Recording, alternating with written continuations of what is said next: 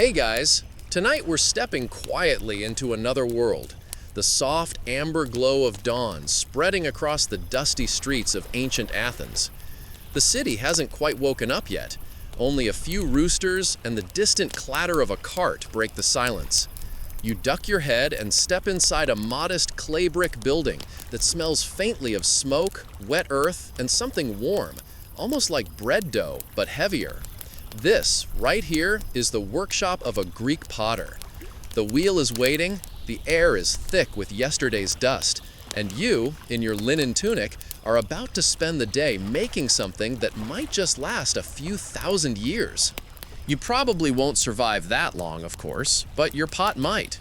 So before you get comfortable, take a moment to like the video and subscribe, but only if you genuinely enjoy what I do here.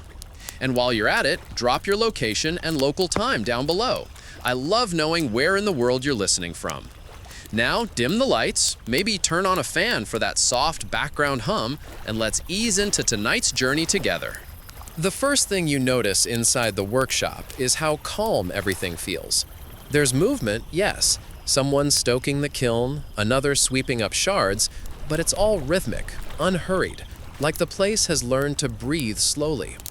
The air hangs heavy with the scent of red attic clay, that fine-grained soil pulled from the hills outside the city. It sticks faintly to your fingertips when you brush against a half-formed jug on the table. In one corner, a young apprentice kneels, trimming the rough edge of a bowl with a bronze knife, his motions patient, almost meditative.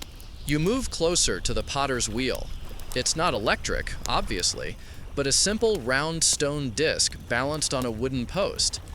To make it spin, you use your foot, pushing lightly against the lower wheel while your hands stay steady on the clay. It squeaks faintly, like an old door that's decided to forgive you for opening it. You can tell this wheel has been used for years. The grooves where countless feet have pressed are worn smooth, polished by repetition.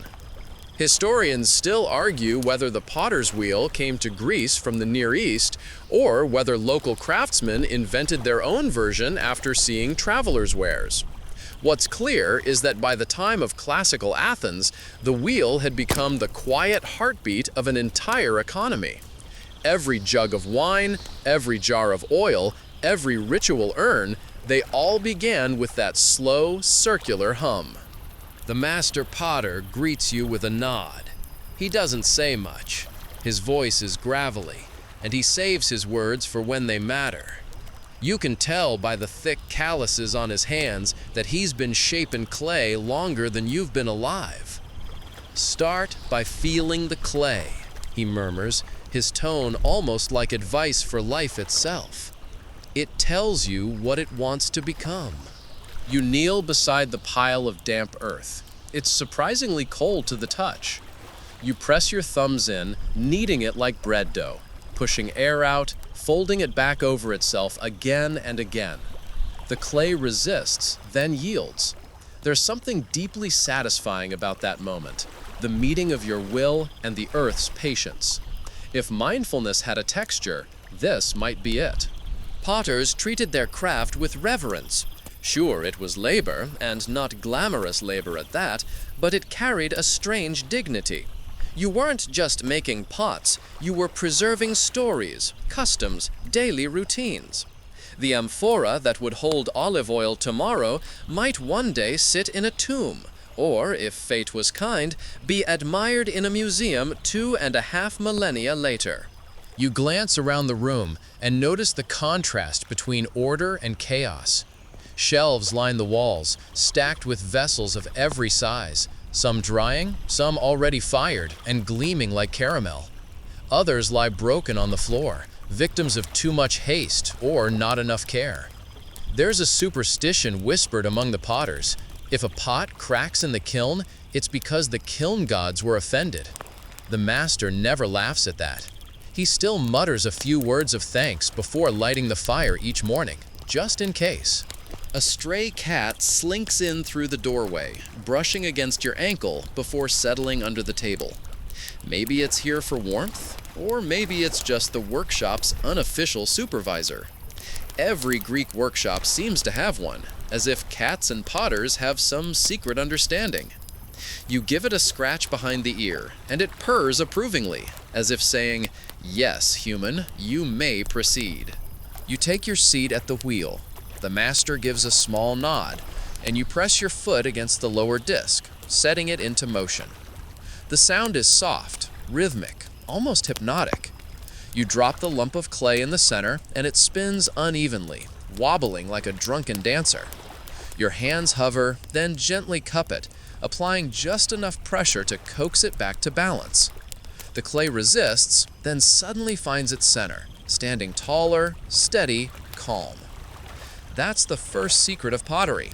The wheel doesn't just spin clay, it steadies the maker. As you keep shaping, you realize how this simple act mirrors the lives of the Greeks around you. They believed in balance, in proportion, harmony, and rhythm. From architecture to philosophy to a humble storage jar, that same pursuit of symmetry runs through everything. You can almost hear the echo of some future philosopher saying, "Moderation in all things."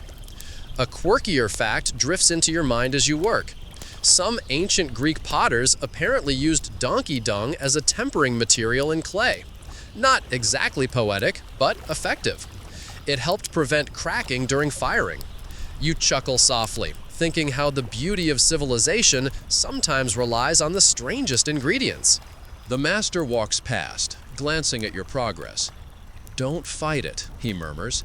"Let the clay rise when it wants to rise." You ease your touch, feeling the shape elongate beneath your palms. First a cylinder, then a swelling belly. The air is filled with a soft rasping sound, like rain brushing against parchment. It's easy to lose track of time here. The wheel spins, your hands move, and the world outside, wars, politics, noisy philosophers, feels far away. In this quiet workshop, history isn't something written on scrolls, it's something made from earth, breath, and patience. The master eventually signals to stop. You slow the wheel, lift your hands, and study the form. It's not perfect. There's a small lean to one side, but it stands. It's yours. The clay glistens under the morning light like freshly baked bread. Outside, Athens begins to stir. You can hear distant footsteps, merchants opening stalls, and the first calls of street vendors selling figs and olives. The world is waking, but you stay a moment longer, brushing a trace of clay from your wrist. The cat stretches lazily and yawns, unimpressed.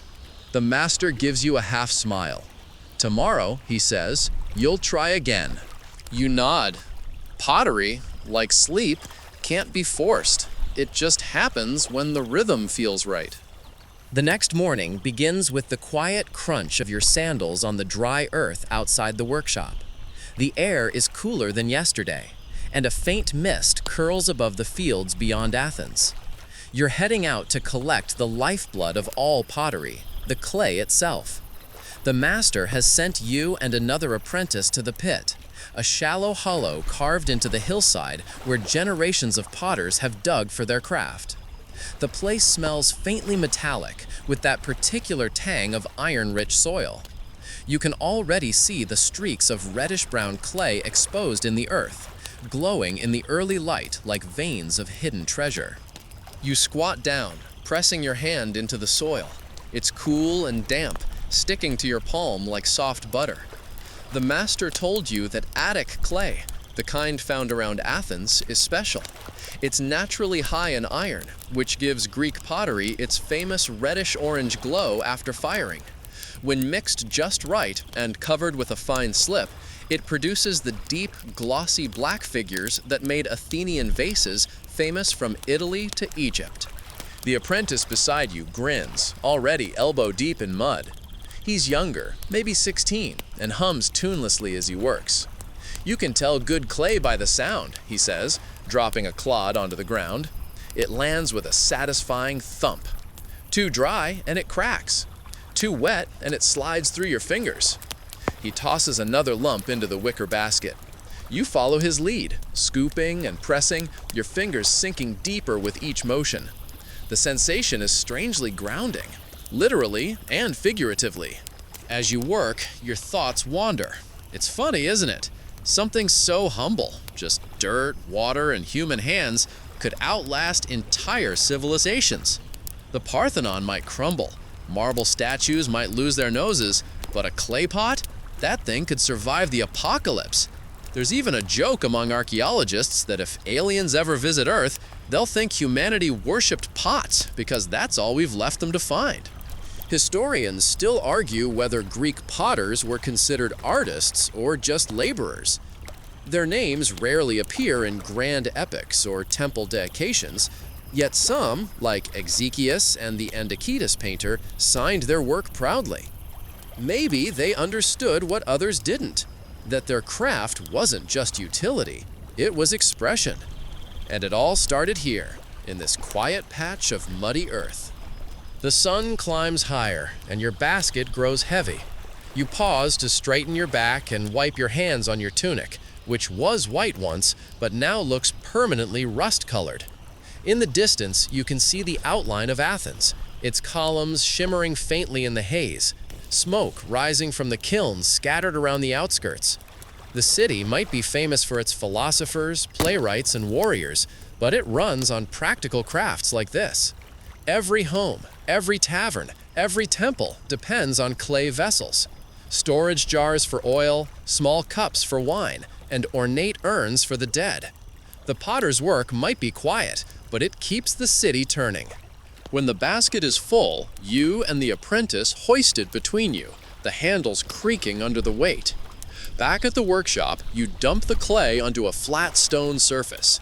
The master is already there, sleeves rolled up, waiting like a conductor before an orchestra. He doesn't waste time with compliments, just nods toward the pile. Now we make it breathe. You begin the process of levigating, washing the clay to remove stones and impurities. It's messy, slow work, but oddly satisfying. You pour water into a large trough, stirring with a wooden paddle until the mixture turns into a thick, reddish slurry. Tiny bubbles rise to the surface, popping softly. The heavier grit sinks to the bottom, leaving behind the smoothest, most workable clay. You skim that off and set it aside to dry a little. A fringe tidbit you remember from the master's occasional ramblings. Some potters mixed in ground shells or sand to change the clay's behavior in the kiln. Others even experimented with adding bits of crushed pottery, recycling the broken remnants of past work into new creations. Ancient upcycling, you might call it. You wonder what future archaeologists will think of that. An endless cycle of clay, born and reborn. As the clay thickens, you start to knead it by hand, pressing, folding, turning. The texture changes with every motion, first sticky and loose, then smooth and supple, almost like flesh. The sound it makes, that gentle squelch beneath your palms, becomes a kind of rhythm. There's a strange peace in that rhythm. You're not thinking, not planning, just moving with the clay. Listen to it, the master says, crouching beside you. You'll know when it's ready. He doesn't mean that literally, of course. Clay doesn't talk. But after a while, you start to understand what he means. The material has moods, sometimes cooperative, sometimes stubborn. If it's too cold, it cracks. Too dry, it flakes. Too rushed, and it betrays you in the kiln. You have to meet it halfway. He gestures toward a row of amphorae drying in the corner. That one there, he says, pointing to a tall jar with elegant curves. Took 3 days just to prepare the clay right. If you rush the start, you ruin the end. You nod, though you can't help thinking that pottery might be a metaphor for just about everything in life. By midday, your arms ache, and the workshop smells richly of earth and smoke. The clay, now refined, sits in neat blocks wrapped in damp cloth to keep it pliable.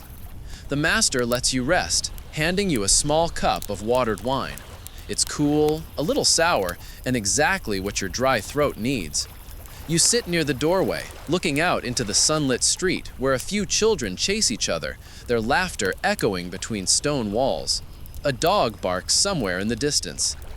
There's something deeply human about this whole process. The gathering, the shaping, the waiting.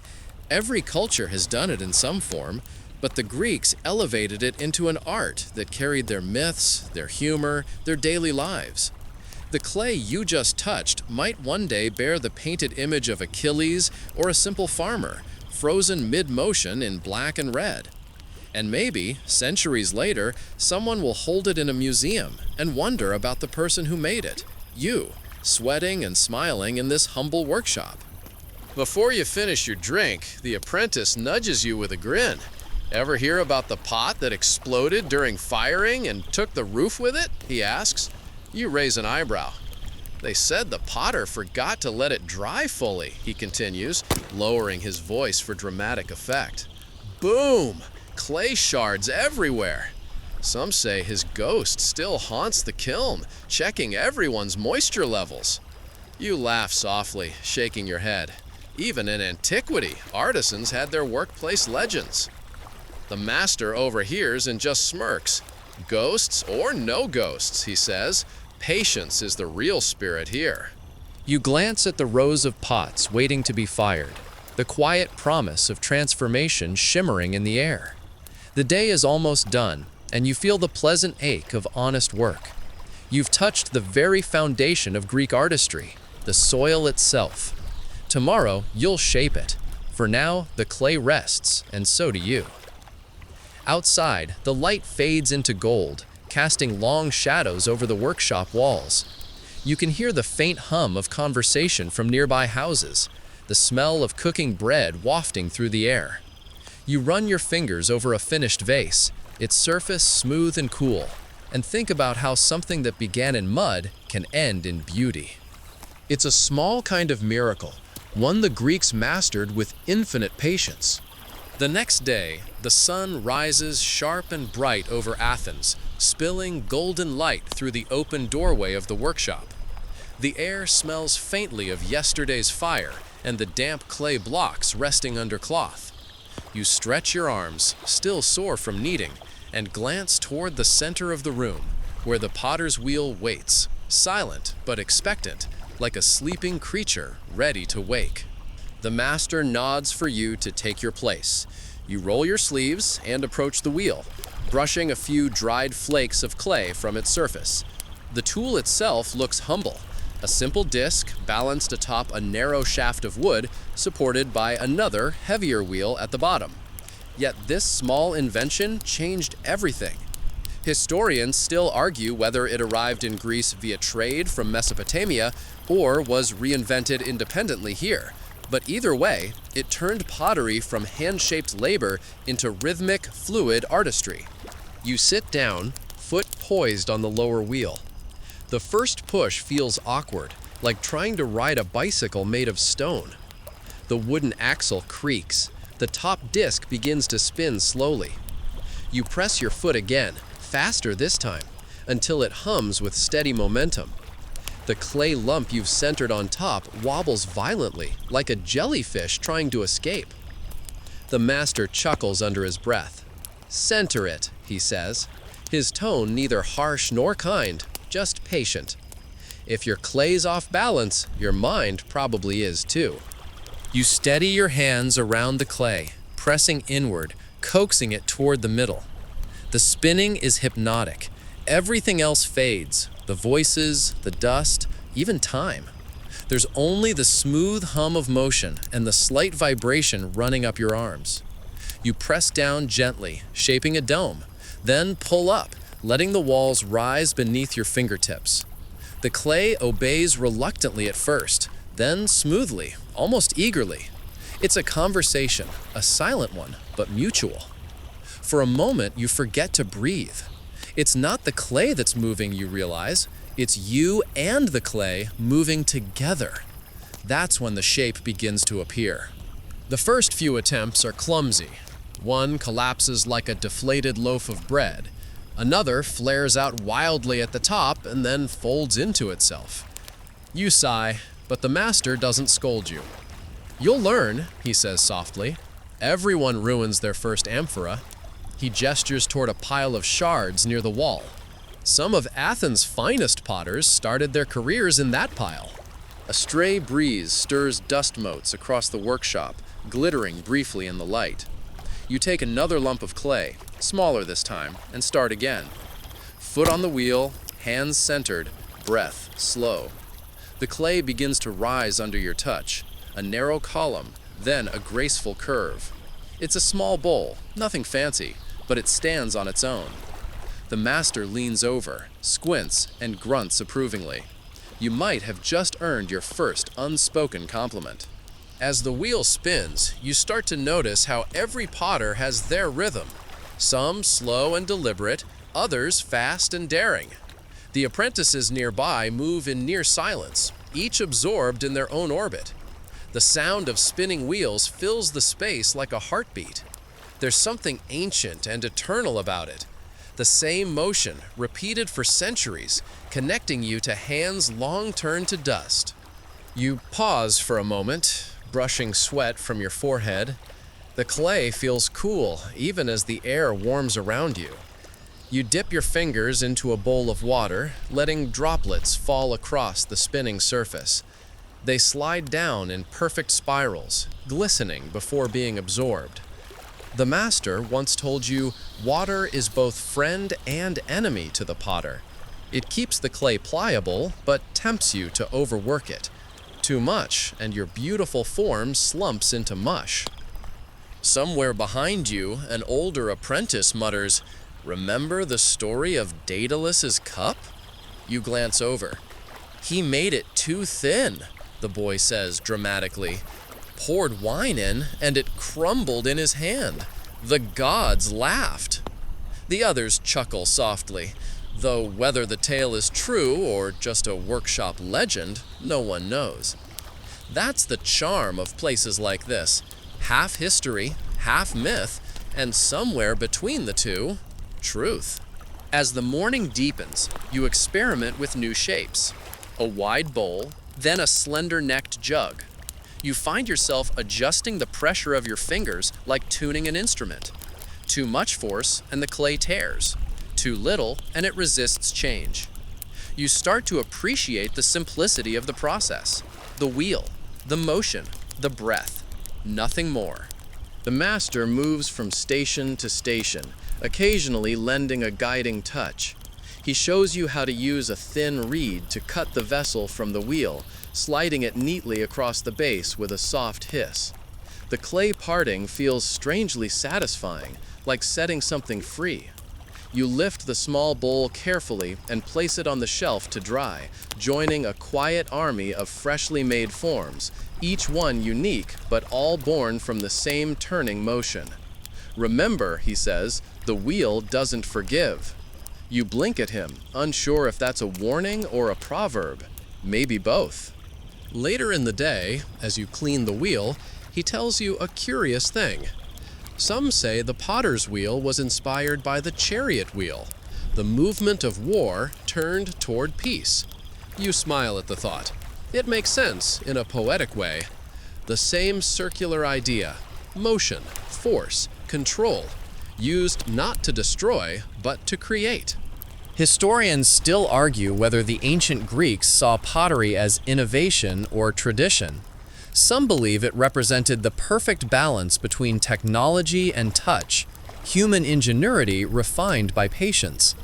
Others think it was simply the inevitable evolution of necessity. But here, in this sunlit room filled with the smell of earth and sweat, those debates feel very far away. All that matters is that the wheel keeps turning, steady as the human pulse. The cat from yesterday returns, leaping onto a low shelf with practiced grace. It sniffs at a half-dry amphora, decides it's unworthy, and curls up for a nap instead. You can't help but laugh quietly. It's comforting, really. No matter what era you live in, cats will always find the warmest spot and claim it.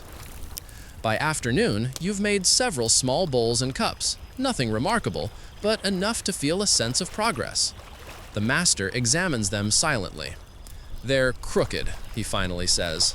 Then, after a pause, "but honest." You grin despite yourself.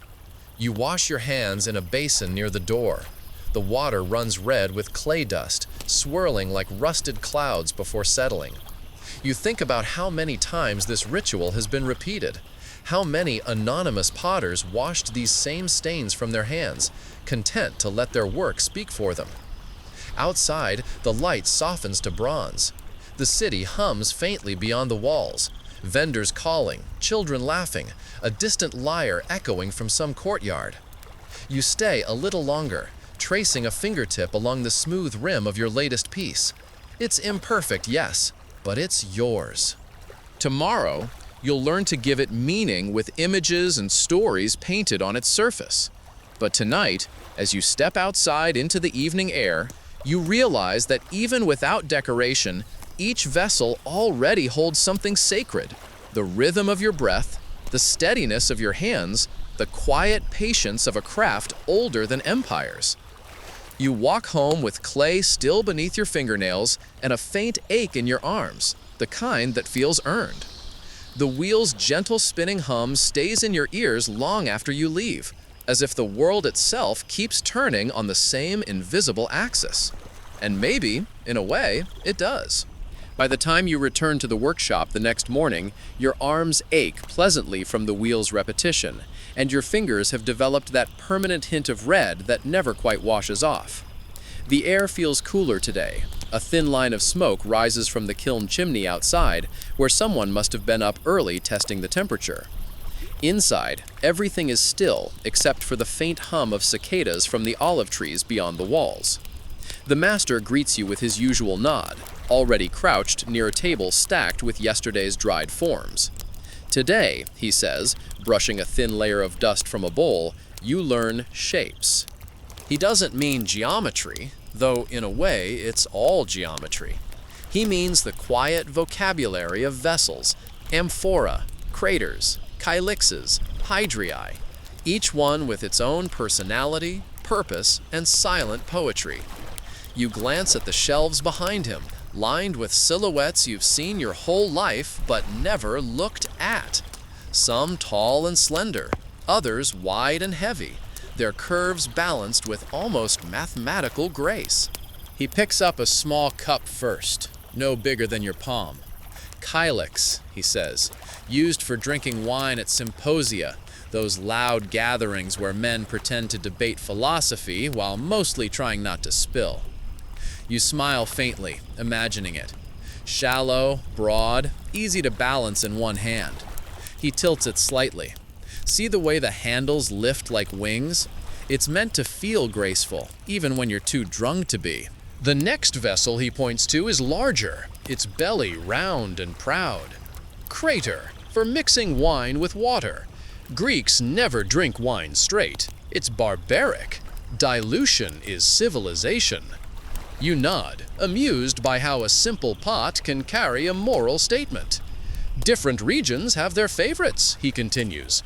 The column crater, the bell crater, the volute. Each shape speaks a dialect of its own. Then an amphora. Tall, elegant, with a narrow neck and two looping handles that seem to stretch like tendons. You've seen them everywhere, lined up in storerooms, stacked in ships, buried in graves. The master traces its curve with his finger. For storage, wine, oil, grain. This one's the workhorse of Greece. He pauses, then adds with a smirk. And if you make one with a neck too thin, it'll snap like your patience on a hot day. You can't help but laugh softly. Even here, where the air is thick with history, there's still room for humor. You pick up a piece yourself, a hydria, meant for carrying water.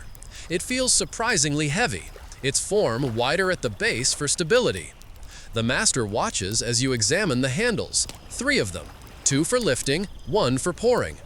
Form follows function, he says, though of course he doesn't use those words exactly. The principle, though, is eternal, beauty and utility intertwined.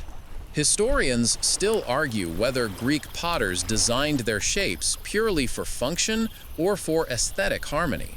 Some say the mathematical proportions, the golden ratio, crept into their designs consciously. Others insist it was instinct, the result of generations refining by eye and touch. Either way, when you trace your fingers along the amphora's side, the line feels inevitable, as if the clay always wanted to curve exactly that way. You spend the morning studying each vessel, sketching their outlines on a scrap of parchment. The master leans over occasionally, adjusting your lines with a blunt piece of charcoal. "The shoulder must flow," he mutters. "No hard edges. The eye must travel without stumbling." He's right. The beauty of Greek pottery isn't just in the decoration, it's in the silhouette. Even a plain, undecorated pot has rhythm, as if it's quietly breathing. During a short break, one of the older apprentices tells you a curious story. "Did you know," he says, lowering his voice conspiratorially, "that some potters used their own bodies as models? They'd press a thigh or an elbow against wet clay to guide the shape." You blink, half skeptical. He grins. "Maybe that's why the best amphorae look like they're alive, curves drawn from flesh and bone." Whether it's true or not, it fits. These forms feel human, as if the wheel captured the very essence of touch. By midday, you're ready to try shaping a few of your own. The master sets you up at the wheel, pointing to a rough sketch of a kylix. "Start small," he says. "Wide, shallow, even walls. Don't fight the shape." You wet your hands, center the clay, and begin to spin. The wheel hums its steady tune as you press outward, flattening the base. The trick, you soon realize, is to let the clay tell you when to stop. You can't force symmetry, you can only invite it. Slowly the walls rise, thin and even. You widen the rim, shaping the open circle of the drinking cup. The handles come last, two small arcs of clay added delicately, like the wings of a dragonfly. When it's done, the master tilts his head. "Not bad," he says quietly. "A bit uneven, but it holds its own." He sets it on the drying shelf beside others, and for a fleeting moment, you feel like part of something bigger, a lineage of hands shaping the same forms for centuries. As the day wears on, the workshop grows warm. The smell of drying clay mixes with faint smoke drifting from the kiln outside. You and the others work in near silence, broken only by the occasional clink of a tool or the creak of a chair. There's no need for chatter. The rhythm of shaping vessels becomes its own language. By afternoon, your table is crowded with fresh forms, cups, jugs, and one ambitious amphora that leans slightly, as if tipsy from too much wine. The master raises an eyebrow, but says nothing. You already know what he's thinking. You pause to wash your hands in a basin of cloudy water, watching the red dust swirl and settle. You realize, as you dry them, that every shape you've made today serves a purpose beyond itself. Each will hold something: wine, water, oil, or ashes. Each will live a life after yours. A sudden gust blows through the open door, rattling the tools. The cat, now the workshop's self-appointed inspector, stirs from its nap, stretches, and knocks over a small cup with its tail. It clatters to the ground, cracking neatly in two. The apprentices groan in unison. The master just sighs. "See," he mutters, "perfection never lasts." Then, with a faint smile, "But that's why we keep making more." That small lesson stays with you as the sun lowers. You help arrange the day's pieces on the shelves, careful not to disturb the fragile drying ones. The room glows orange in the fading light, each pot casting soft, rounded shadows on the wall. There's a quiet dignity in the sight. So many shapes, so much patience. Before you leave, you run a finger along the smooth rim of your kylix. It's not flawless, but it feels right in your hand, balanced, alive. The master catches your glance and nods once, as if to say, "You're learning the language of forms." You step outside into the cool evening, the scent of olive wood smoke lingering in your clothes. The sky above Athens burns in pink and gold. Somewhere, far off, someone plays a flute, and for a moment you think of the amphorae stacked on ships, the craters on banquet tables, the hydria carried by women at wells. Every one of them started the same way, with earth, water, and a turning wheel. You take a deep breath and smile faintly. The shapes you made today will dry overnight, waiting for their next transformation. And so will you. The next morning arrives with a haze of cool mist over the rooftops of Athens. The city is quiet, save for the gentle thud of sandals on stone and the distant cry of a merchant preparing his stall. Inside the pottery workshop, the air smells of smoke, dust, and a faint metallic tang, the promise of firing day. The kiln, that mysterious heart of the craft, stands in the courtyard like a squat guardian. It is built of sun-baked bricks, its domed top patched and repatched with years of repairs. Black streaks stain its sides, proof of countless firings that have transformed dull clay into shining art. Today, you'll see how that transformation happens. When you arrive, the master is already outside, sleeves rolled up, feeding olive wood into the fire mouth. Sparks leap out in protest, scattering gold against the dawnlight. The apprentices gather nearby, whispering in anticipation. You've all worked for days, shaping and drying vessels. Now comes the trial by flame. The master looks up briefly. "You've shaped earth and water," he says, voice low but firm. "Now you'll learn how fire and air complete them." He motions toward the shelves where yesterday's work rests, dozens of pieces, pale and fragile. You recognize your own kylix among them, its soft orange still dull and chalky. Soon, it will change forever. Two apprentices begin carrying the pots carefully, one by one, to the loading area near the kiln's open mouth. It's delicate work. Any jolt, any uneven touch could crack them before they ever see flame. The master inspects each one, tapping the rims gently with a fingernail. A good pot sings softly, he says. A bad one murmurs flatly. You can hear the difference, faint but distinct, like a heartbeat you didn't know to listen for. Once satisfied, he begins arranging them inside the kiln. "Every pot must breathe," he mutters, half to himself. "Too close and they'll suffocate." He places the largest amphora near the center, where the heat will be strongest, and smaller vessels like yours along the edges. Between layers, he inserts thin clay spacers, shards from broken pots of firings past, now serving one final purpose. It feels almost ceremonial, the way he stacks them. There's an order to it, a rhythm, as if the kiln is a temple and each pot an offering. You stand silently, watching the chamber fill, until at last the arched door is sealed with bricks and clay. The master smooths the surface, leaving only the narrow fire mouth open. "Now," he says, "we wait and watch."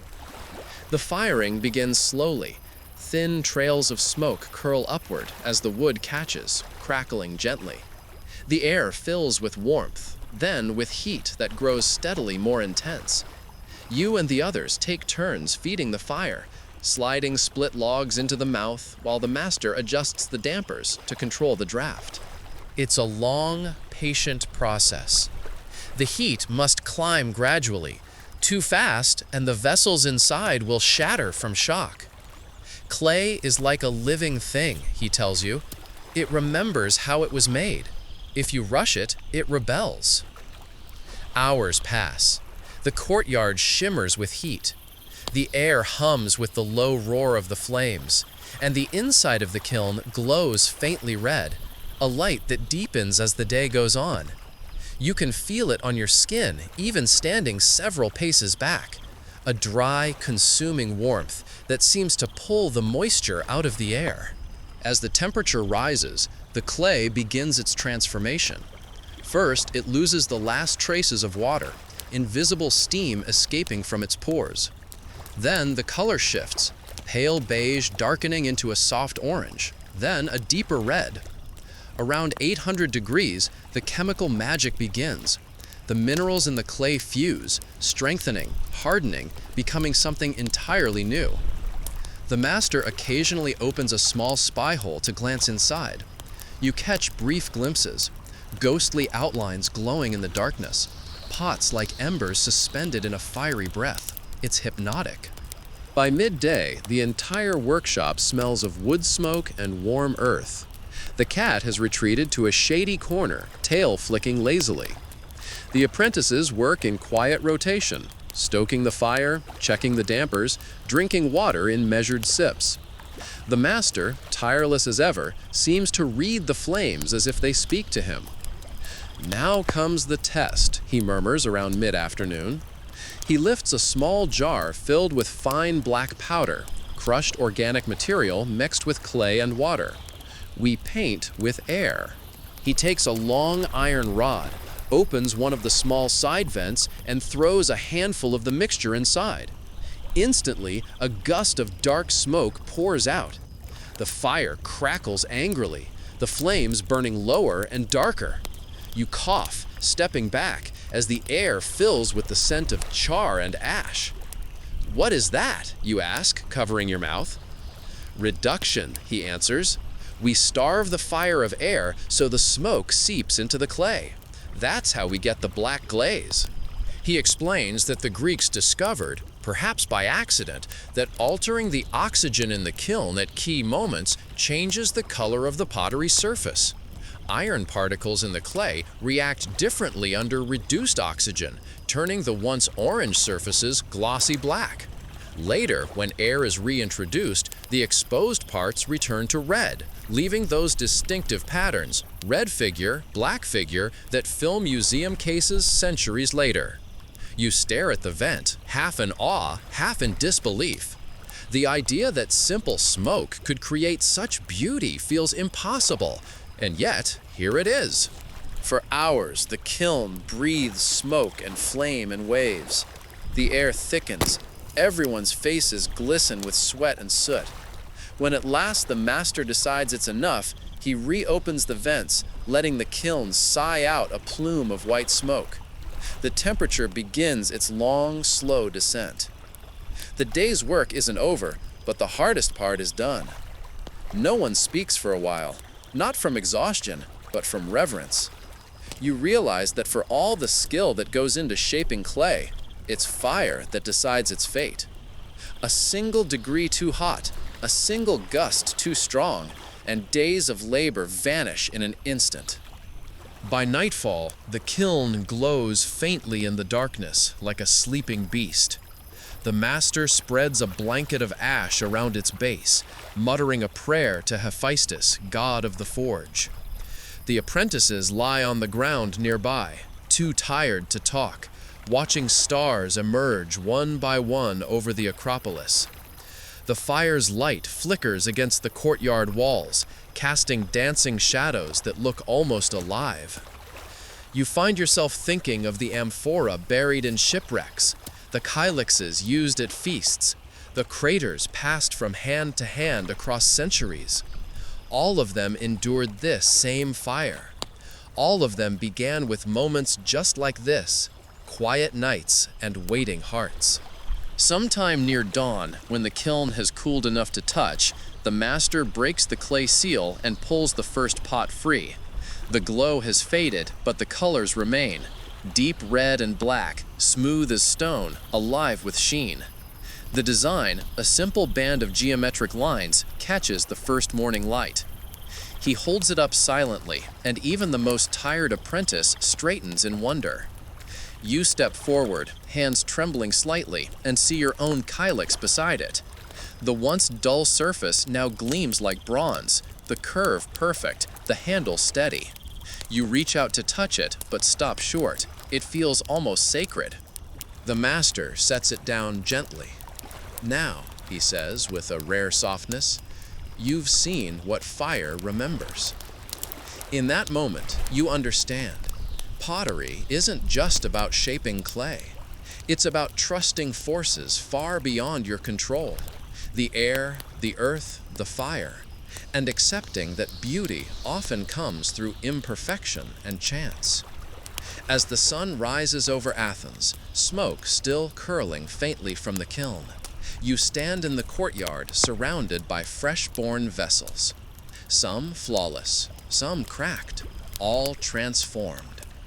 The city stirs awake beyond the walls, but here, for a moment, time feels suspended. You breathe deeply, the air heavy with ash and triumph. The first firing is done. The pots are alive. And so, in some quiet way, are you. The air in the workshop is softer now, cooled after the intensity of the kiln. The pots that survived the fire line the shelves like quiet sentinels, each one gleaming with its own sheen, its own slight imperfection. You can almost hear them whisper when the breeze moves through the open doorway, a gentle chorus of clay and history. Today, you're not shaping or firing. Today, you're painting. And that, your master insists, is when a pot becomes a story. He leads you to a long wooden table splattered with years of dried pigment, a graveyard of half-used brushes and crusted bowls of slip. Every line matters, he says, setting a small amphora in front of you. A brushstroke too quick, and your hero's spear becomes a noodle. Too slow, and your god looks like he's waiting for a bus. You chuckle under your breath, and then realize he's not entirely joking. You take your seat, the amphora's curved surface staring back at you like a blank scroll. The clay's surface still smells faintly of smoke, but smooth beneath your fingers, the perfect canvas. Your brush trembles as you dip it into the thin, chocolate-brown slip that will turn black in the next firing. Remember, the master says, pacing behind you, you don't paint the color, you paint the air around it. He demonstrates with swift, confident strokes on a practice shard. The figures emerge as silhouettes, broad shoulders, bent knees, flowing cloaks. You notice how the details, eyes, armor, folds of fabric, appear only when he scrapes away thin lines with the tip of a stylus. It's not so much painting as carving light out of darkness.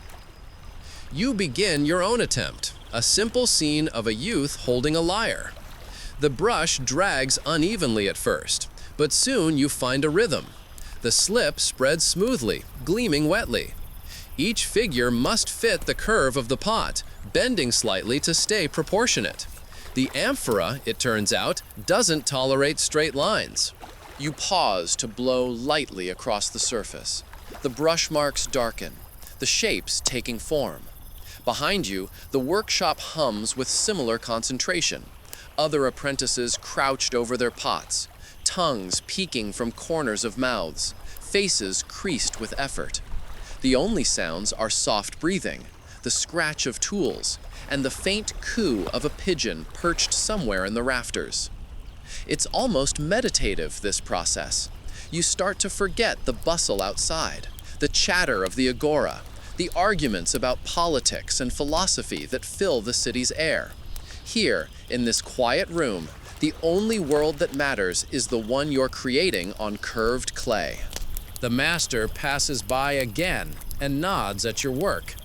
"Not bad," he murmurs, "though your musician's hand looks like it's holding a sausage instead of a lyre." You glance down and laugh. He's right. You carefully adjust the lines, scraping away excess slip with the fine edge of a reed tool. "There," he says softly. "Now he's playing music again." He moves on, checking another student's crater depicting a chariot race. "Ah," he sighs, "the horses look tired. Make them run faster." No one takes offense. Criticism is part of the rhythm here, like breathing or turning the wheel. Every artist in Athens, from painters to sculptors, learns that perfection isn't the goal. Truth is. And truth, when painted on clay, means motion, proportion, and just enough humanity to make gods seem mortal for a heartbeat. As the morning drifts toward noon, you wander the room, studying the designs of your peers. One amphora shows Heracles wrestling a lion. Another, two women weaving at a loom. A smaller cup carries an ordinary scene, a boy feeding a goat. The contrast strikes you. Divine struggles and domestic peace, all sharing the same surface, all immortalized in the same glaze. Pottery was television for the ancients, one of the older apprentices jokes, stretching his sore wrist. Except nobody changes the channel. You grin, but he's not entirely wrong. These images were stories, news, even lessons. The shapes of the pots themselves told you their function, but their decorations told you who the Greeks believed they were. Warriors, farmers, poets, lovers, always reaching towards something. Sometimes Olympus, sometimes just a warm meal. The master returns with a small dish of white pigment, rare and expensive, made from ground chalk. For details, he says, don't waste it. You use it to add small highlights, a glint on a helmet, a flick of moonlight on a robe. These faint touches, barely visible before firing, will glow gently afterward. Historians still argue, the master mutters while mixing another bowl of slip, whether we paint for beauty or for memory. I say, what's the difference? You think about that for a moment as you paint. Each line you add feels like a kind of remembering, of myths told at firesides, of feasts in smoky rooms, of music echoing down marble halls. Perhaps every pot is a quiet act of preservation. By afternoon, the workshop has become a gallery of drying stories. Amphorae stand in neat rows, their painted figures frozen mid-motion. Dancers, soldiers, gods, and mortals, all sharing the same clay breath. The air smells of minerals and damp earth. You step back to admire your own amphora, pleased despite the imperfections. The master leans against the doorway, watching the sunlight crawl across the shelves. Every painter leaves a signature, he says. Some sign their names. Some hide them in the folds of a cloak or the curve of a wave. But time remembers either way. He tells you of Exekias, the great painter-potter of Athens, who signed his works with quiet pride. Exekias made me, as if the pot itself were speaking. He painted heroes not in battle, but in moments of calm. Achilles and Ajax playing dice, their helmets tilted back, their faces thoughtful. The kind of scene that whispers, not shouts. Historians still argue, the master adds, half smiling, whether Exekias was a better painter or potter. Personally, I think he was just patient enough to be both. You imagine that patience, hours of stillness, of letting the brush dance gently over the curve of a pot. You imagine his hand steady, his mind somewhere between myth and meditation. You realize that in this craft, every gesture is a kind of time travel. The painter reaches into the past for his stories and into the future for his audience. As the sun lowers, shadows lengthen across the room. One by one, the painted vessels are carried to the storage area to dry fully before the next firing. You feel a mix of pride and nervous anticipation. Will your amphora survive? Will the lines stay true? You wipe your hands on your apron, leaving streaks of brown slip that you'll later forget to wash off. The master claps you lightly on the shoulder. "Good work today," he says. "You made a story worth keeping." Outside, Athens hums again. The smell of roasted olives drifts through the narrow streets, mingling with laughter from a tavern nearby. You walk home slowly, your mind full of shapes and shadows, of painted lyres and dancing gods. The world feels softer somehow, as if the city itself were just another amphora waiting to be filled with stories. That night, lying on your small cot, you can almost see them still. The painted figures flickering behind your eyelids. They move like dreams, graceful, silent, ancient. Somewhere, you imagine, centuries from now, someone will dig up one of these pots. They'll study the brushstrokes, the chipped rim, the faint fingerprint left in the glaze. And maybe, just maybe, they'll feel a little of what you feel now. The quiet awe of creating something that might outlast you. you smile faintly before sleep takes you, soothed by the idea that your story, painted in slip and silence, will someday whisper again beneath the dust. The next day dawns with the cool hush that always precedes a firing. The kiln sits quietly in the courtyard, its surface patched and scarred from yesterday's heat, but still standing proud, like an old soldier ready for another campaign. You arrive early, your amphora fully dried and painted, your nerves a little less so. The master greets you with a nod. Today, the gods decide whether you're a painter or a prankster, he says dryly, though his tone holds that same warm mischief. You half smile, but your stomach turns anyway. Yesterday, your brush gave life to myth. Today, the kiln will either immortalize or erase it. He gestures toward the shelves of painted vessels. Dozens of amphorae, crawders, kylixes, and jugs await their trial by fire. Each one bears its maker's hope. A steady hand, a fine slip, a wish for survival. The master always says that firing is the moment when human skill meets divine whim. You can only prepare so much. The rest belongs to heat and air. Load carefully, he murmurs. Each piece has its place. Together, you and the other apprentices carry the pots one by one to the kiln's open mouth. The air inside is cool now, shadowed and echoing. The master stacks them in layers, balancing larger vessels on low supports, smaller cups nestled between. It's a game of patience and geometry. Every inch matters. One misplaced pot could ruin the entire batch. You notice that he places your amphora near the front, not quite center, not quite edge. Safe spot, he says simply. You try to take comfort in that, though you've heard him call that same spot safe before, once for a batch that exploded spectacularly. When the chamber is full, he seals the doorway with bricks and fresh clay. You can hear the muffled hollow as he presses each slab into place, closing the kiln like a tomb. Then, with deliberate care, he lights the fire. At first, it's just a thin crackle. Then, a low hum builds as the flames catch and spread.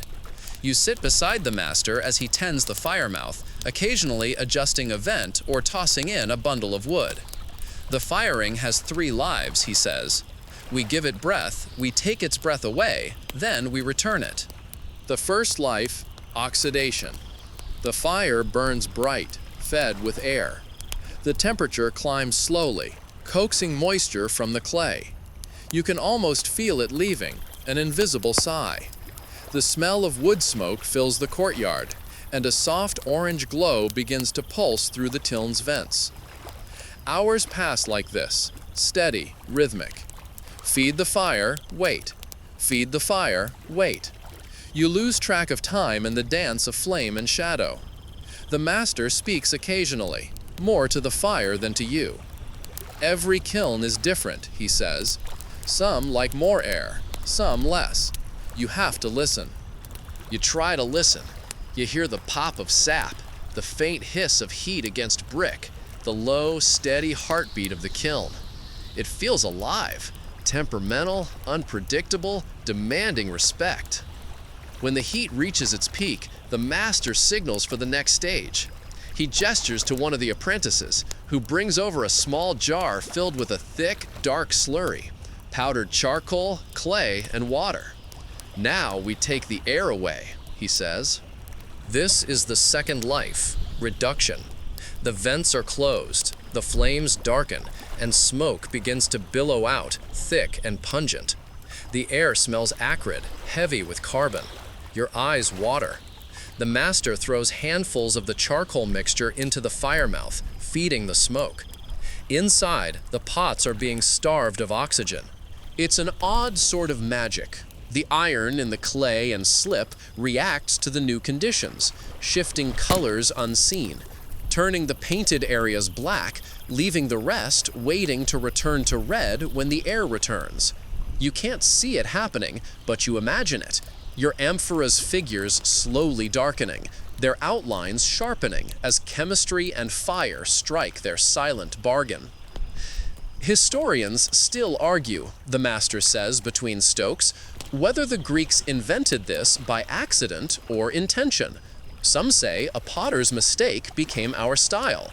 I say all great inventions begin with an accident someone decided to keep.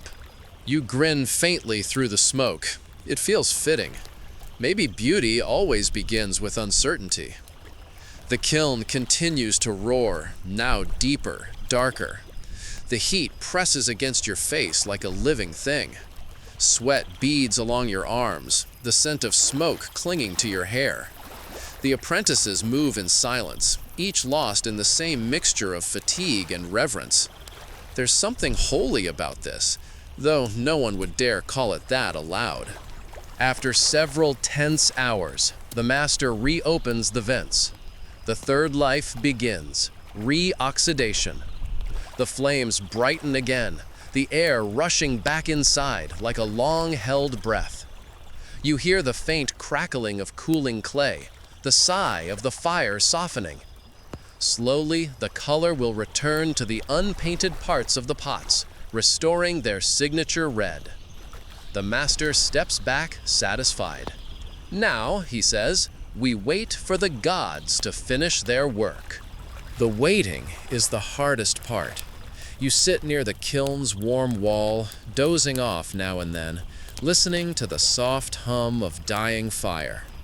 Outside, the city moves on. Merchants closing their stalls, children chasing each other through alleys, a distant lyre playing somewhere near the temple. But in here, everything feels still, timeless. At one point, the old cat wanders by again, tail high, brushing against your ankle. Even she knows better than to hurry, the master says. By dawn, the kiln's heat has eased enough to touch. The air smells faintly metallic, tinged with ash and something sweet, almost honey-like, the scent of cured clay. The master removes the bricks one by one. Steam escapes in curling threads. The first glimpse of color glows through the haze. Deep, burnished red, with black designs sharp and perfect against it. You hold your breath. One by one, the pots emerge, gleaming with that unmistakable contrast. Red and black, life and shadow. The amphorae look alive, the figures dancing in frozen motion under the early morning light. The master inspects each piece carefully, running his fingers along the surfaces. A few have cracked, small losses to the fire's temper, but most survived beautifully. He sets your amphora down before you. It's even more stunning than you imagined. The musician you painted now seems to move, his lyre caught mid-song, the curve of his arm fluid and natural. The black glaze shines like obsidian, smooth beneath your fingertips. You turn it in the light, speechless. The master smiles. He lives, then. You nod. He does. Good. Then you understand. Fire doesn't destroy. It reveals. You look around at the courtyard. Smoke still curls lazily from the kiln's mouth, drifting upward into the pale morning sky. The other apprentices gather their work, laughing softly, some hugging each other in relief. The cat yawns. The master wipes his hands, already thinking of the next batch. As the sun rises, golden light spilling over the rooftops of Athens, you feel something shift inside you. This, the earth, the fire, the patience, the breath, it's not just craft. It's a quiet conversation between humans and elements, between time and touch. You realize that every amphora, every kylix, is not merely an object. It's a collaboration between clay, flame, and a human heartbeat steady enough to trust both. Later, as you carry your finished amphora to the workshop shelf, you catch your reflection in its glossy surface. The red gleam wavers, the black figures framed by your own face. You look older somehow, or maybe just more certain. Behind you, the master chuckles. Don't stare too long, he says. Pottery's like the gods, beautiful, fragile, and entirely too good at making mortals feel small. You laugh quietly, setting the pot gently in its place. Outside, Athens stirs, the start of another day. But you feel different now, like something invisible has fired within you, reshaped, strengthened, made permanent. The kiln has cooled, the stories have survived, and in the soft glow of dawn, you understand. The art of pottery isn't just about creating objects. It's about learning to trust impermanence and finding permanence in the act of doing so. By the time your amphora cools completely, the morning sun has warmed the courtyard stones and stirred the life of Athens awake. You carry your finished vessel carefully, cradling it like something living. The surface gleams, red and black in perfect balance, and for a moment you can't help but admire how the light plays across its curves. It feels weighty in your hands, not just with clay, but with pride. Today, it's time to take it beyond the walls of the workshop, out into the restless veins of the city, where every creation must earn its purpose. The master calls you and the other apprentices together. Take your work to the agora, he says, tying his belt. The potter's art is only half finished until someone drinks from it, stores grain in it, or buries it with their dead. His tone is matter-of-fact, but you catch a glimmer of amusement in his eyes. And if anyone haggles too hard, tell them the gods themselves set the price. He's joking, mostly. So you set off toward the marketplace, amphora in hand, following a narrow lane that winds between whitewashed homes and sunlit courtyards. The scent of baking bread drifts from an open doorway. A child runs past, chasing a hoop with a stick. The streets pulse with the quiet rhythm of daily life. Sandals on stone, laughter echoing, the distant strum of a lyre from a shaded porch. The closer you get to the agora, the busier it becomes. Donkeys laden with baskets shuffle beside vendors setting up their stalls. The air grows thick with competing smells: olive oil, figs, grilled fish, wet clay, and smoke. You can hear the din before you even see the open square. The low hum of bargaining voices, the clatter of pots, the sing-song calls of sellers hawking their wares. When you finally step into the marketplace, it feels like the heart of the world. Stalls of every kind stretch out before you. Bronze workers, weavers, spice merchants, scribes with scrolls. The potter's section lies along the eastern edge, where the sun catches the glazes just right. Rows of amphora, jugs, cups, and bowls gleam in the light like small suns. You find a space between two older potters who nod politely, though you can tell they're sizing up your work. Competition here is friendly but fierce. You place your amphora on a rough wooden stand, brush the dust from its shoulder, and wait. Almost immediately, a woman in a blue himation stops to admire it. Her hands are ink-stained, a scribe's wife, perhaps, and she studies the painted lyre player with quiet curiosity. "It's lovely," she says softly. "The shape. It feels alive." You bow slightly. "It's from the hands of the kiln at Piraeus Street," you reply, repeating your master's proud phrase. She smiles, runs her fingers lightly over the handle, and nods. "My husband loves music. This might suit him." She haggles gently, because everyone haggles, and when you finally agree on a price, she presses a few silver drachma into your hand. As she walks away, amphora tucked carefully in her arms, you feel something unexpected, a mix of relief, pride, and a strange emptiness.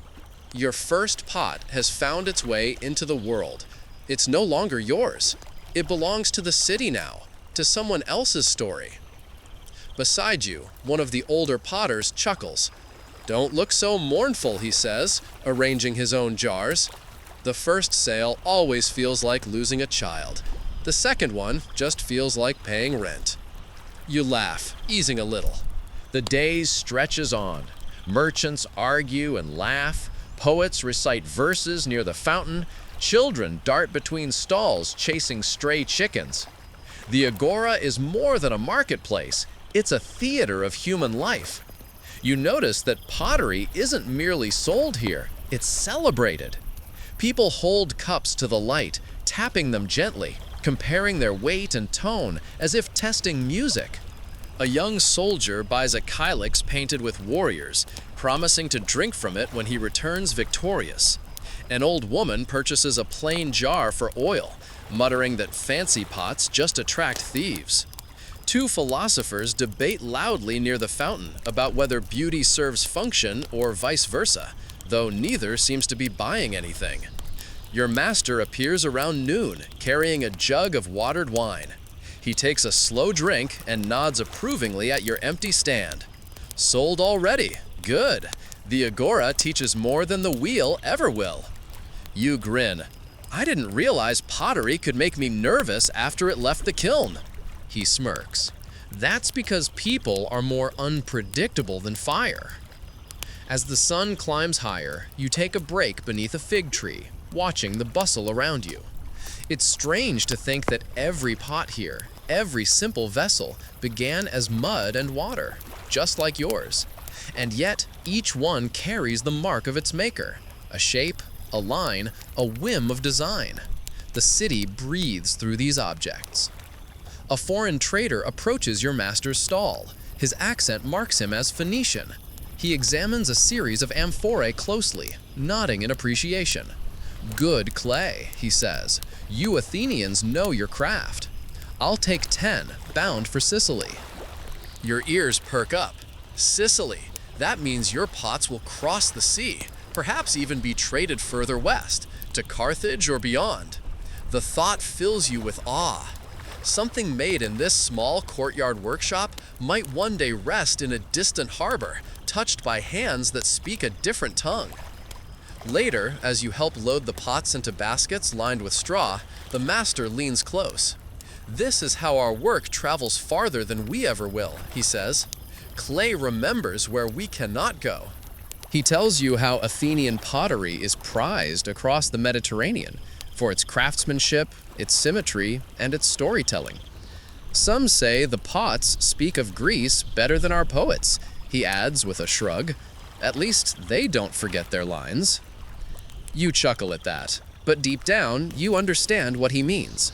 A pot can survive centuries of silence, its form intact, its painted myths still legible. Words fade, but fired clay endures. By the end of the day, the marketplace begins to empty. The smell of grilled fish fades, the noise settles into murmurs. You help the others pack up what remains, tucking unsold pieces into straw baskets for tomorrow's trade. On your walk back to the workshop, you pass by the temple of Hephaestus, the god of fire and craft. Its columns glow gold in the setting sun, and you pause for a moment. People have left small offerings at the base, bits of broken pottery, shards of glaze, tiny figurines. You kneel and place a small chip from a cracked cup among them. It seems fitting, a tribute to the unpredictable fire that gives and takes. As you rise, you hear distant laughter from the agora and smell the first hints of evening meals, roasted lamb, honey, and wine. The day is fading, and the city hums softly like a kiln cooling after flame. When you reach the workshop, the master is locking the gate. He glances at you and smiles. You sold your story today, he says. Tomorrow, you'll make another. You nod, too tired to speak, but deeply content. You can still feel the warmth of the kiln on your hands, the buzz of the marketplace in your ears. The city's pulse beats in rhythm with your own. Before heading to bed, you pause to look at the row of unfired pots waiting by the wall. They're plain for now, simple shapes, unpainted, untested. But you know what they'll become. You know the smell of smoke, the shimmer of glaze, the soft whisper of the brush. You know the journey from earth to art to life. You smile, whispering to the darkness, "Tomorrow, the wheel turns again." And as the night deepens over Athens, The last embers of the kiln flicker softly, like fireflies trapped in clay, keeping the workshop's dreams warm until morning. Morning arrives softly, filtered through the shuttered windows of the workshop. The city outside hums faintly, but inside there is a comforting quiet. The kiln is cold now, its work done, and the day ahead promises another round of shaping, painting, and firing. You step into the familiar scent of dried clay and sawdust, feeling the comforting weight of routine. The master greets you with a nod and a faint smile, already kneading a fresh lump of clay. Today, you focus on detail, he says. Your forms are strong, your brushes steady, but the soul of a pot is in its subtleties, the curve of a lip, the tilt of a handle, the tiny lines that make a figure breathe.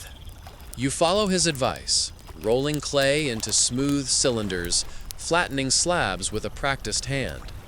The wheel spins beneath your palms, centerings perfect or slightly off, mistakes you learn to embrace. He watches over you quietly, occasionally nudging a wall here or a base there, but mostly allowing your fingers to speak. You shape a small amphora, careful with its proportions, and set it aside to dry slightly. Its form is simple but elegant, a vessel that could hold oil, water, or wine. You think about the lives it might touch, the hands it might pass through. There is something profoundly grounding in this thought. Your work is both ordinary and eternal. Once the forms are ready, you move to painting. The pigments smell earthy, with the faint tang of minerals and smoke. Your brush glides over the clay, creating figures of men, women, and animals. Each line you draw feels deliberate yet alive. The black figures begin to emerge against the pale clay, the shapes bending and stretching naturally along the amphorous curves. The master demonstrates a new technique, cross-hatching with a fine stylus to suggest texture, depth, and shadow. You try it cautiously, following the grain of the clay. It feels like teaching your hands a secret language, one older than the city itself. Historians still argue whether the Greeks invented these techniques consciously or stumbled upon them, the master says. I think it doesn't matter. The results speak for themselves. You glance around at your peers' work. One apprentice paints a scene of a boat on the Aegean. Another depicts a symposium, figures leaning and laughing over wine. You realize something. Even in a crowded workshop, every story is different. Each line, each curve, each moment of attention is a unique fingerprint, a silent signature of the maker's mind. As you paint, the master tells stories of famous painters and potters, Exekius, Euphronios, and others whose works survived centuries. They weren't just artists, he says, they were historians, storytellers, and dreamers. Every stroke on their pots preserved a memory, a myth, a daily life that might otherwise vanish. You notice your amphora beginning to feel more alive, as though the tiny musician you painted is poised to strum at any moment. You smile quietly at the thought. It is a strange intimacy, giving something permanence while knowing you will eventually release it into the world. After hours of painting, the amphora is complete. You step back and study it, feeling that same mix of pride and nervousness that accompanies every finished piece. The black figures stand out sharply against the pale clay, the lines precise but flowing. Even the tiny decorative borders along the neck and base add subtle rhythm, binding the composition together. The master nods in approval. Good, he says softly. Now you let it dry fully. A pot must be patient before it faces fire. Rushing it is a recipe for disaster. You carry your amphora to a drying shelf near the open window. Sunlight filters in, warming the clay slowly, coaxing out the last traces of moisture. You can almost hear the tiny sighs as it settles, preparing for the transformation ahead. For the rest of the morning, you assist others with shaping and painting, offering tips and learning from their techniques. There is a quiet camaraderie, a shared understanding that each hand at the wheel contributes to something larger than itself. Sometimes your eyes drift to the kiln outside, imagining how the amphora will glow once it faces flame again. Around midday, the master gathers the apprentices for a lesson in composition. He demonstrates how to arrange figures logically on curved surfaces, how to ensure balance between scene and empty space, and how to guide the viewer's eye. It is subtle, meticulous work, but essential. Even a simple cup tells a story, he says. It can depict gods, mortals, or just a day in the field. But it must speak clearly. The eye should wander without confusion, and the soul should feel welcome. You realize that the lesson extends beyond pottery. Every gesture, in art, in life, carries weight. Every detail matters, even when small. And yet, perfection is never required. There is grace in imperfection, a story in every uneven curve, every slightly wobbly line. As the day draws to a close, you inspect your amphora one last time. It looks ready, a vessel shaped with care, painted with thought, and dried with patience. You feel a quiet satisfaction. You understand that the work of a potter is never just about the final object. It is about the process, the hands, the time, and the attention given to each moment. Outside, Athens hums with evening life. Vendors close their stalls. The smell of roasting bread fills the streets, and laughter drifts from distant taverns. You carry your amphora back to the workshop, placing it carefully near the kiln. Tomorrow, it will face the fire once more. A final test, a culmination of your patience and skill. For now, you rest, letting your mind linger on the curves, the figures, and the quiet rhythm of the day. You feel a deep connection to the countless hands that shaped, painted, and fired vessels before you, and a sense of anticipation for the transformation that awaits. In that quiet evening light, the amphora seems almost to hum softly, as if it knows the journey is only just beginning. From clay to art, from hands to history, from the workshop to the world. The next morning, the air in the workshop carries a subtle warmth, tempered by a faint breeze drifting through the open doorway. The kiln is quiet and cool, resting after its previous trial, but the day ahead hums with potential. Today, you prepare the amphora for its second firing, the one that will seal the painted figures and the careful slip into permanence. Your hands hover over the clay, remembering every stroke from yesterday. You feel a mix of excitement and quiet anxiety. The master notices your hesitation and smiles gently. You know the drill, he says. The kiln only respects preparation and patience. Treat it well, and it will reward you. The process begins with inspection. Every pot, cup, and amphora is checked for cracks, uneven edges, or hidden flaws. A small chip here or a tiny hairline fracture there could spell disaster in the heat. You examine your amphora meticulously, tracing its surface with a fingertip, reassured by the smooth glide of your painted figures. They seem to breathe beneath your touch, subtle shadows forming along the curves as if anticipating the warmth of the kiln. Loading the kiln is a delicate choreography. You lift your amphora carefully, supporting it from both sides, and follow the master's precise instructions. Larger vessels go toward the center, where the heat will be strongest. Smaller cups and jugs find refuge along the edges. The master inserts shards between layers, ensuring even airflow, and explains that each piece must breathe in the kiln. You marvel at the thought, air and heat acting like silent partners, shaping the final result alongside human hands. Once loaded, the kiln is sealed. The master begins to feed the fire, olive wood snapping softly as it catches. At first, the flames are gentle, flickering across the chamber, coaxing moisture from the clay. You watch the smoke curl upward, the pale wisps shifting in the morning sunlight, carrying a scent of earth, ash, and something faintly sweet, the smell of transformation. Hours pass in quiet rotation. The master and apprentices feed the fire, adjust vents, and monitor the heat. You notice the subtle changes, the color of the smoke, the shift in flame, the way the kiln hums under the rising temperature. Each observation feels like a conversation with the elements. When the fire reaches its peak, the master signals for reduction. Vents close, smoke thickens, and the flame darkens.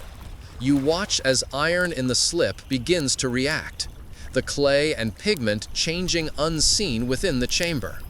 The black figures you painted start to solidify in shadow, the red areas waiting to reclaim their glow once air returns. Historians still argue, the master murmurs, whether this technique was discovered intentionally or by accident. I say the discovery itself is a testament to patience and curiosity. The kiln roars now, a low, resonant sound that seems almost alive. You step back, breathing slowly, your eyes tracing the arch of the doorway and the shadows cast across the courtyard. The process feels timeless. Every flicker of flame, every wisp of smoke is part of a ritual that has endured generations. By afternoon, the kiln enters the reoxidation stage. Air flows back inside, the flames brighten, and the subtle chemistry shifts again. The red hues return, forming a perfect contrast with the glossy black figures. You can almost imagine the figures moving within the clay, the musicians strumming, the dancers twirling, the warriors pausing mid-battle. The amphora is no longer just clay. It is a story captured in fire, a moment preserved for centuries. The master opens the kiln after the final cooling period, steam curling upward like gentle tendrils. One by one, the pots emerge, glowing with new life. You lift your amphora and feel its warmth, not just the heat, but the sense of completion, of endurance, of something permanent born from earth and patience. You run your fingers lightly along the figures, noting how the black slip has fused with the clay, the red standing vivid and proud. Tiny imperfections remain, but they add character, a fingerprint of the hands that shaped it, a reminder that beauty often lives in the subtle flaws. The master inspects your amphora with quiet approval. He has survived, he says softly. Now he can tell his story. Outside, the marketplace begins to stir again. Vendors arrange their wares, children chase each other across the cobblestones, and the scent of fresh bread mingles with the dust and smoke of the morning. You carry your amphora carefully, ready to introduce it to the world, to let it live beyond the workshop walls. As you approach the agora, you notice how every pot in the nearby stalls seems alive with its own narrative. You realize that your amphora now joins a vast chorus of clay, each vessel a storyteller, each painting a voice. The city itself becomes a gallery, a living museum, where ordinary objects carry extraordinary significance. Your amphora finds its place on a stand, and you step back to watch. A passing merchant admires the curves and the painted figures. A child peers at the lyre, and an old woman nods in quiet appreciation. Each glance, each moment of attention, confirms that the craft of pottery is more than shaping clay. It is shaping experience, memory, and connection. By evening, the agora quiets, and you carry the empty basket back to the workshop.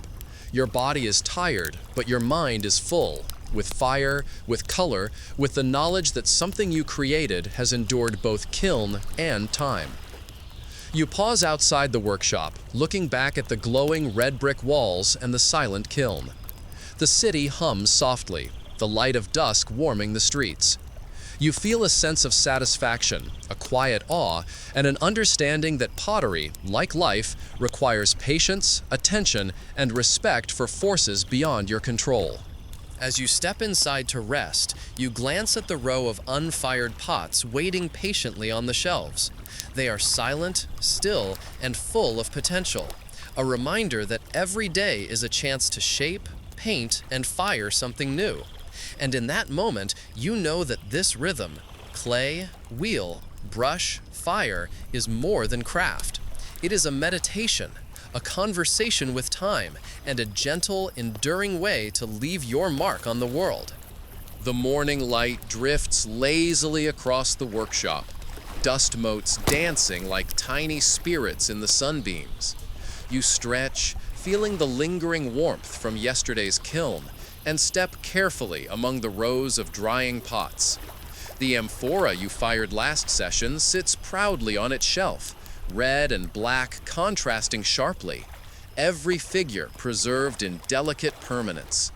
You run a fingertip along the rim, recalling the slow, meditative rhythm of shaping and painting, and smile faintly. Today, you return to creation. Back to the wheel, back to clay, back to stories waiting to be told. Your master greets you with a soft nod, his hands already coated in fine clay dust. Time for details, he says. You've learned the rhythm. Now you must breathe life into the smallest of gestures. You follow his instructions, rolling clay into smooth cylinders, flattening slabs, shaping handles and spouts. The wheel spins beneath your palms, carrying the weight of your attention as you center each lump with care. The amphora begins to take form, rising from the earth like a living thing, its curves familiar yet new each time you shape them. You work slowly, letting your hands memorize every ridge, every contour. A faint breeze slips through the open door, carrying the smell of baked bread from a nearby oven and the faint tang of olive oil from a market stall. You inhale deeply, grounding yourself. Creating pottery is as much about awareness as it is about skill. Every movement deliberate, every breath measured. Once the basic shape is complete, you move to painting. You dip your brush into the slip, watching it glide over the pale clay. Today's figures are modest: a young woman tending sheep, a man carrying water, a small boy chasing a goat. The black silhouettes form with a soft gleam, their shapes bending naturally to the amphora's curves. Each stroke is a whisper of life, a small moment frozen in time. The master demonstrates a new technique: fine stippling to suggest texture, delicate cross-hatching to indicate shadows. You mimic his movements, careful not to rush, letting the brush teach your fingers the subtleties of movement. You notice how the tiniest line changes the perception of the scene, giving weight to a robe, a tilt to a head, a sense of direction to a footstep. Historians still argue, the master murmurs, whether Greek painters consciously created these techniques or discovered them by trial and error. I say it doesn't matter. Curiosity always leads to beauty. You glance at the other apprentices, each absorbed in their work. One paints a chariot race, another a festival scene, yet another a simple vase with geometric patterns. Despite the diversity, there is a harmony, a shared understanding of rhythm, proportion, and narrative. Every pot is unique, yet all belong to the same world, the same tradition. Hours pass quietly. The scent of wet clay and mineral pigments fills the air. You take small breaks, wiping your hands and watching the sunlight move across the shelves. Your amphora slowly comes alive, figures poised mid-action, borders curling delicately around the base and neck. The small details, a finger extended, a fold of cloth, a shadow beneath a shoulder, give it depth and presence. The master walks among the apprentices, offering guidance without interrupting the flow. "Good work," he says, pausing at your side. Notice how every line has a voice. Even the smallest mark carries meaning. You nod, tracing the contours of the amphora once more, appreciating the subtlety of his advice. By midday, the amphora is complete. You set it aside to dry slightly, its surface still cool but firm under your touch. You imagine it in the kiln, colors locking into permanence, figures frozen in their dance. Each stage of creation, shaping, painting, drying, firing, feels like a quiet meditation, a dialogue with the elements and with centuries of tradition. After a brief meal, you assist the master with other pieces. You help center lumps of clay on the wheel, roll handles, and prepare pigments. The workshop hums with soft conversation, the occasional scratch of a stylus, and the gentle spin of wheels. It is a world contained, a universe measured in clay, patience, and subtle gestures. By late afternoon, the drying amphora catches your eye. Its surface glows faintly in the setting sun, and you feel a sense of accomplishment. It is not just a pot, it is a story, a moment, a fragment of life captured and preserved. You think of all the vessels that will follow, all the lives they will touch, all the hands that will hold them. There is a quiet satisfaction in knowing that something so simple, made from mud and water, can carry such enduring significance. The master calls the apprentices together, nodding at the rows of completed pieces. "Tomorrow we fire again," he says. "Remember, clay listens, fire decides, and patience rewards both." His words echo softly in your mind, a reminder of the balance between control and surrender, between creation and release. As evening falls, you step outside, letting the cool air wash over your hands and face. The city hums around you, distant voices mingling with the scent of olive trees and baking bread. You feel grounded, connected to the earth, to the workshop, to the countless potters who have shaped clay before you. And in the quiet twilight, you understand something essential. Pottery is more than craft. It is rhythm, patience, narrative, and memory all fused together.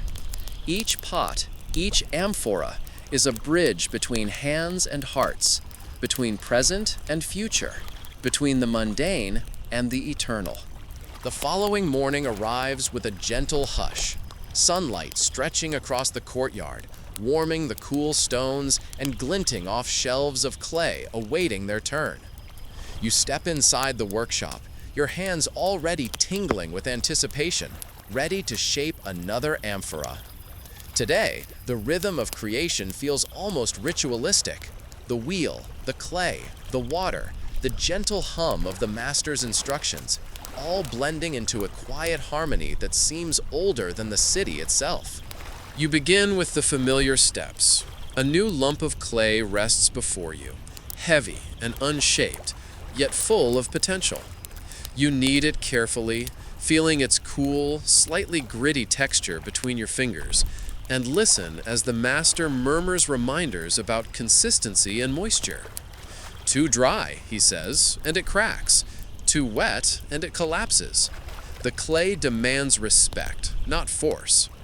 You smile, recalling how often you've overestimated your own strength, and you knead with patience, coaxing it into a supple, smooth form. Once the clay is ready, you center it on the wheel. The spinning motion feels meditative, hypnotic even. Your hands press gently, shaping a narrow neck, a rounded belly, and a stable base. You notice the subtleties in the clay's response, slight resistance, a tiny wobble, and adjust accordingly.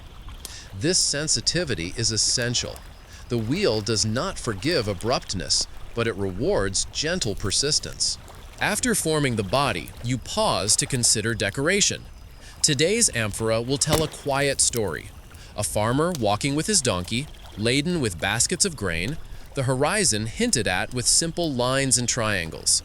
You dip your brush into the black slip, feeling the familiar coolness against your fingers, and begin to paint.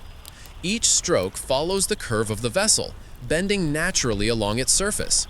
The farmer's posture, the donkey's bristling mane, the slope of the land, all emerge as your brush dances across the clay.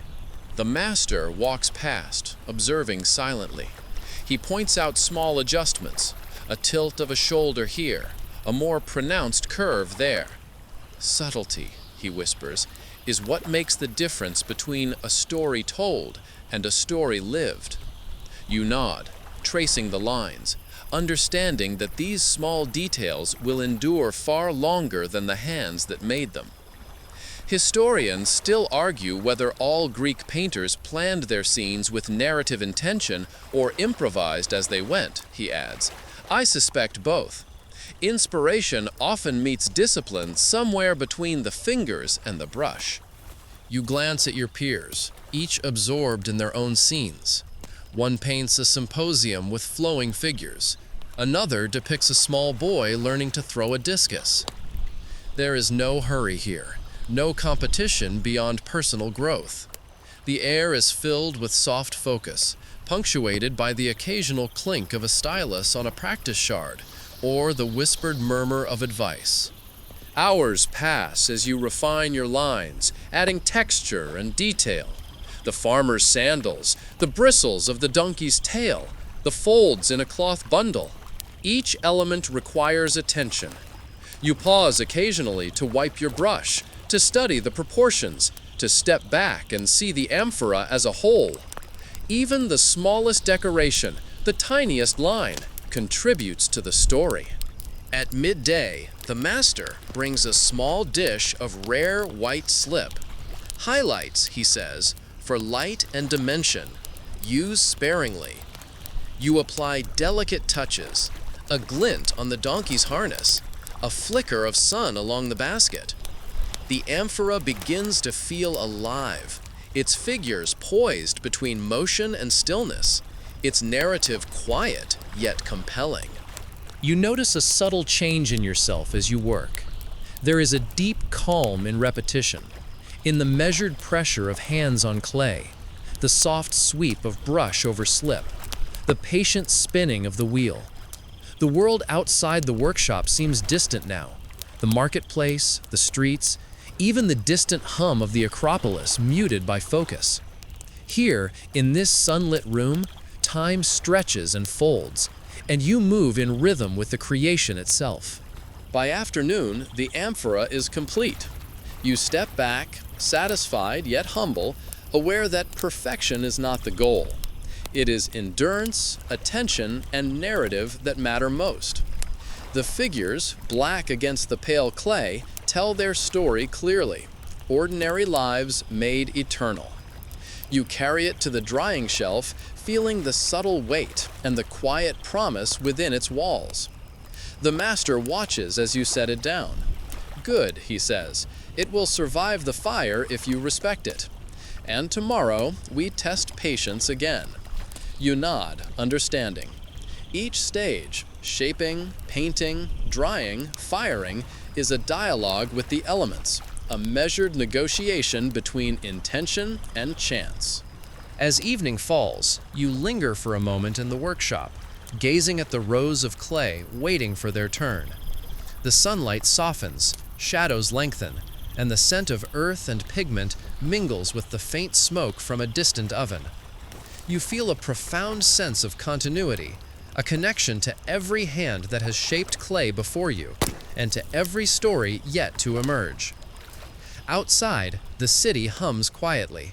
You hear distant laughter, the faint clatter of pots in the market, the soft bleating of a goat somewhere near the street. The amphoras on the shelves seem to glow faintly in the twilight, holding within them not just stories, but the rhythm, patience, and care of countless hours. Tonight, you leave the workshop with hands still tingling, with the quiet satisfaction of work done well, and with the anticipation of tomorrow's kiln, the final test that will transform careful effort into enduring artistry. In this moment, surrounded by clay, brush, and sunlight, you feel the subtle magic of pottery, the balance of creation and patience, the whisper of narrative preserved in earth and fire, and the quiet, enduring heartbeat of history beneath your fingertips. The morning greets you with a soft golden haze, the light spilling gently across the courtyard and casting long, slow shadows over the shelves of clay. You step into the workshop, the familiar smell of dried slip and faintly powdered clay welcoming you like an old friend. Today feels different, almost sacred. The amphora you shaped yesterday rests on its drying shelf, waiting patiently for its turn in the kiln, and you are acutely aware of the next stage, the final test of fire that will decide whether your creation endures or falters. The master moves quietly, kneading a fresh lump of clay with a rhythm that seems almost meditative. He gestures toward the drying amphora. "It's ready," he says simply, "and today you will see how patience, attention, and respect meet the temper of fire." You nod, feeling the familiar mix of anticipation and nervousness that accompanies every firing. First, you inspect the amphora thoroughly, checking for even dryness, subtle cracks, or imperfections. Every detail matters. Even a tiny flaw can expand under heat and ruin the vessel, while a carefully nurtured surface will endure and shine.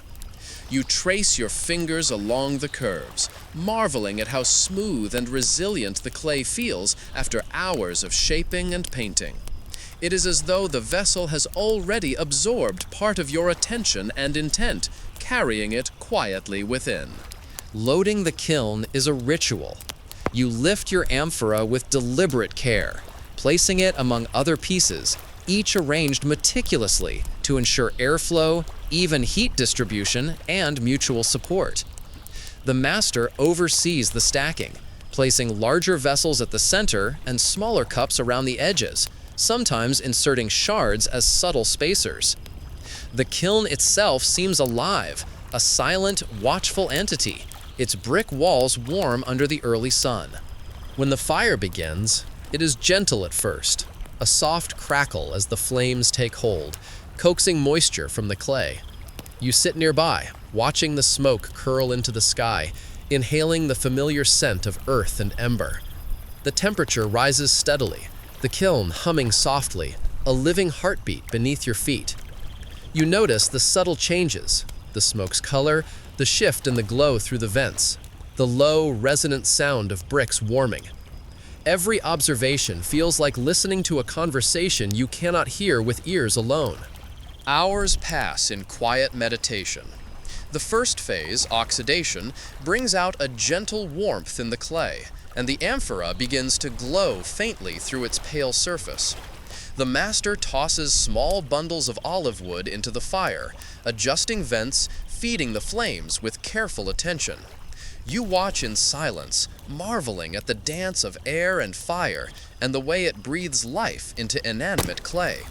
Next comes reduction, the second phase. Vents close, smoke thickens, and the kiln darkens as the oxygen is starved from the chamber. The iron and the slip reacts, the black figures you painted beginning to fuse with the clay, their forms sharpening invisibly within the heat. You can only imagine the transformation inside, the figures locking into permanence, the red areas waiting to reclaim brilliance once air returns. Historians still argue whether early Greek potters discovered reduction by intention or accident, the master says softly. But intention or accident, it created enduring beauty. You smile faintly, realizing that both creation and discovery often walk hand in hand. Finally, re-oxidation restores the air to the kiln. Flames brighten, heat shifts subtly, and the chemical dance completes. Slowly, the red clay returns to its vibrant hue, the black figures gleaming like midnight silhouettes. Steam curls gently from tiny fissures, and the amphora seems to breathe, alive with its own quiet story.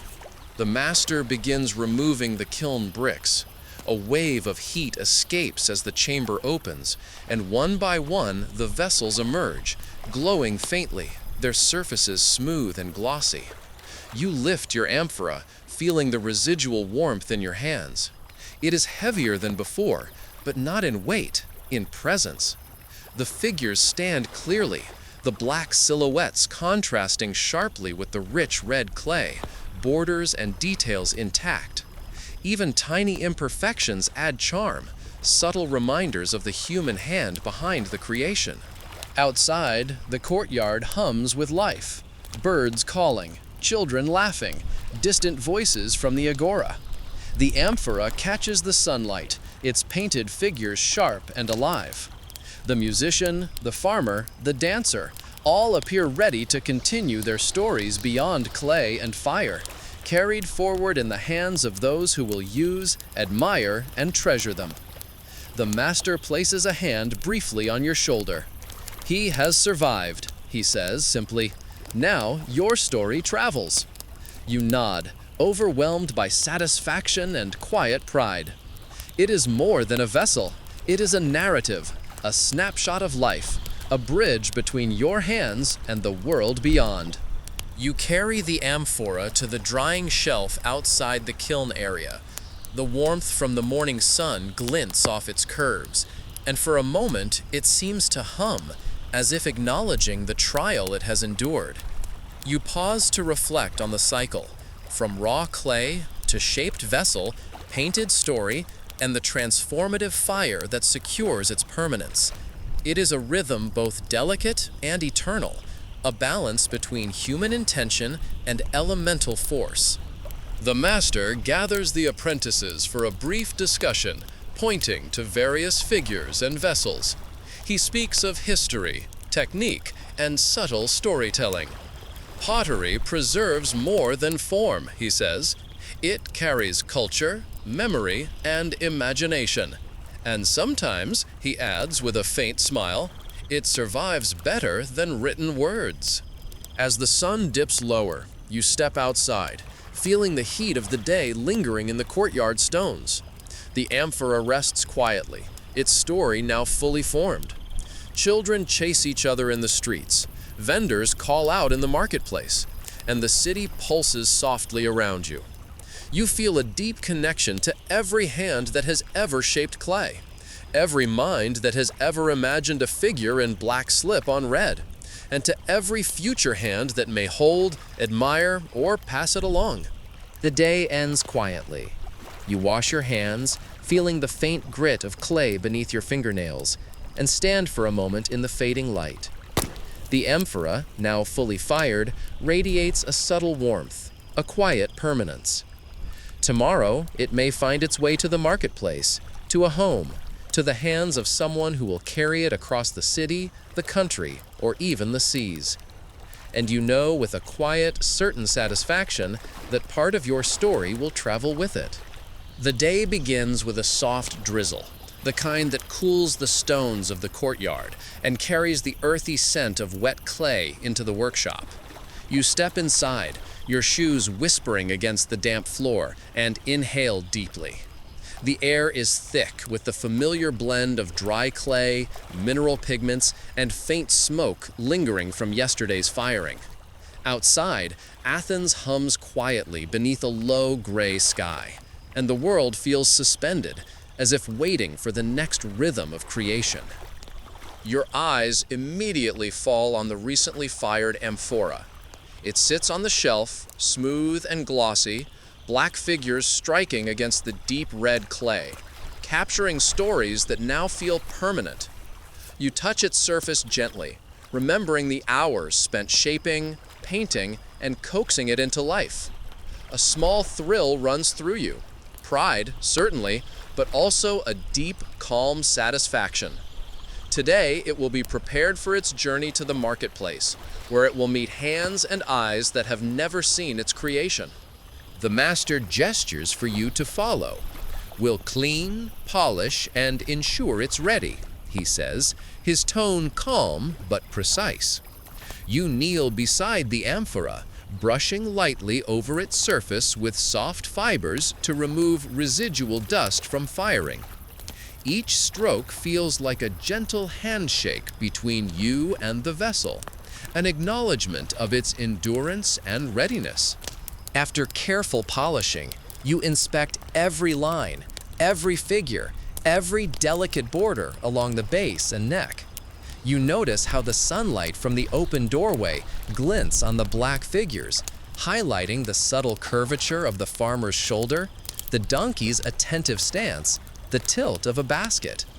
It is mesmerizing to see how fire and patience have brought the story to life, locking every detail into permanence. The master nods approvingly. "It's ready to leave the workshop," he says. "Take it to the agora with care. Remember, a pot can survive the kiln, but the world will test your handling." You lift the amphora cautiously, feeling the smooth weight, imagining the bustling market and the multitude of hands that will touch it. The journey from workshop to marketplace is quiet yet significant, a bridge between creation and the city that will give it life. As you step outside, the rain has stopped, leaving cobblestones glistening and tiny puddles reflecting the gray sky. The city smells faintly of wet stone, olive oil, and bread from nearby ovens. You carry the amphora along narrow streets lined with whitewashed homes, hearing the muted echoes of shutters closing, dogs barking softly, and the distant chime of a bell from a temple. Each step feels deliberate, measured, honoring the care that shaped the vessel. Reaching the agora, you find it already coming alive with vendors, merchants, and early shoppers. The faint hum of activity, though softer than mid-morning, reminds you of the last time you sold an amphora here. The nervous anticipation, the satisfaction of seeing someone handle your work with appreciation. You place the newly fired amphora on a sturdy stand, brushing off a trace of dust, and step back to observe. People begin to notice it. A child stops, pointing to the painted figures, asking their mother questions about the donkey and the farmer. A merchant picks it up, turning it carefully, inspecting the curve of the handles and the clarity of the painted scene.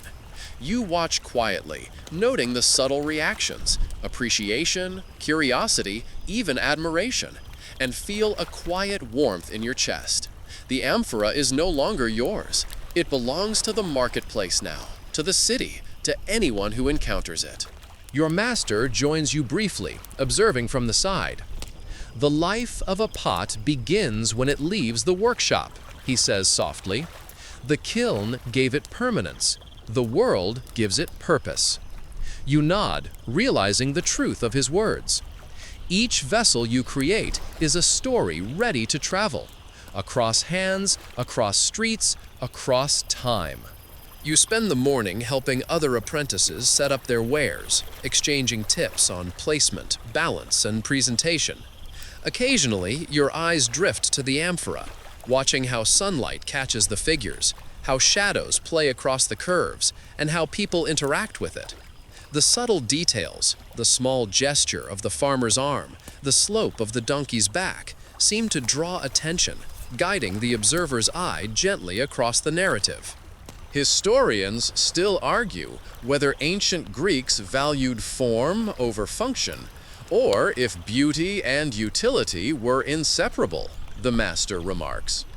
You watch as a young woman picks up the amphora to examine its weight, then runs her fingers lightly over the painted figures.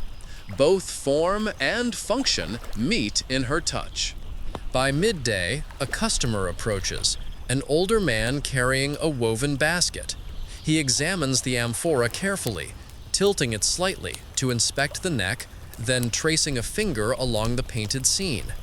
After a brief moment of contemplation, he nods, smiling faintly, and exchanges coins for the vessel. You hand it over with care, noting the slight thrill of seeing it leave your hands and enter someone else's story. As the amphora is carried away, you feel a quiet mixture of pride and melancholy. Pride for its survival and craftsmanship, melancholy because it is no longer part of your immediate world. But you know that this is the rhythm of pottery, of creation. Vessels are born in the workshop, nurtured with care, transformed by fire, and finally entrusted to the world. Each pot that leaves carries a part of the maker, a fragment of attention and patience, and begins a new life beyond the kiln and wheel. By late afternoon, the agora quiets. The marketplace, though still alive with distant voices and scattered movements, feels calmer, almost reflective. You gather your tools, clean your workspace, and take a quiet moment to observe the remaining vessels, waiting, drying, poised for the next stage. You feel connected to a long chain of potters who came before you and to those who will come after. Each hand shaping clay, each brush adding narrative, each kiln preserving life and fire. The master calls the apprentices together. Tomorrow, more clay will arrive. More stories will wait for your hands. Remember that each vessel is a journey, from earth to fire, from hands to heart, from our workshop to the wider world. You nod, understanding the depth of the lesson, feeling the steady pulse of tradition, care, and artistry that connects past, present, and future. As evening descends, you walk home slowly, the fading light casting long shadows over the cobblestones. Your body is tired, but your mind is full, replaying the rhythm of the day, shaping, painting, firing, and finally letting go. The amphora you carried to the agora now journeys through the city in someone else's hands. A story preserved, a narrative continued, a small miracle of clay and fire and patience. The morning light filters softly through the workshop windows, warm and inviting, carrying the faint scent of clay, pigment, and lingering smoke from yesterday's firing. You step inside, stretching gently, letting the familiar calm of the studio settle around you. Today feels reflective, almost meditative, as if the rhythm of clay and wheel has carried you to a quiet understanding of your craft. You glance at the shelves, noting the drying vessels, each one a story paused in time, waiting for fire, for handling, for life beyond the workshop. You begin the day with a fresh lump of clay, kneading it slowly and deliberately. The texture is cool and slightly gritty under your fingers, pliable yet firm, carrying the promise of transformation. Each fold and press is a gentle reminder that pottery is patience made tangible. You center the clay on the wheel, feeling it respond to your hands with a soft resistance, spinning slowly as you shape it into a balanced amphora.